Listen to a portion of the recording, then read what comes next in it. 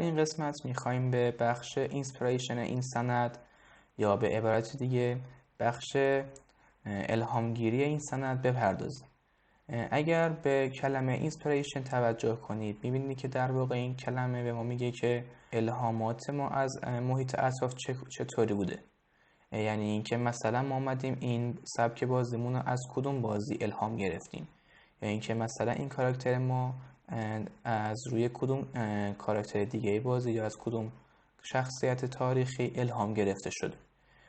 بخش اصلی این قسمت اینه که ما بیایم تمام عکس ها و در واقع اسنادی که از اون ابجکت ها یا کاراکتر ها داریم رو داخلش قرار بدیم و توضیح بدیم که قراره چطوری ساخته بشه و دیگه اینکه چه ویژگی هایی داشته باشه.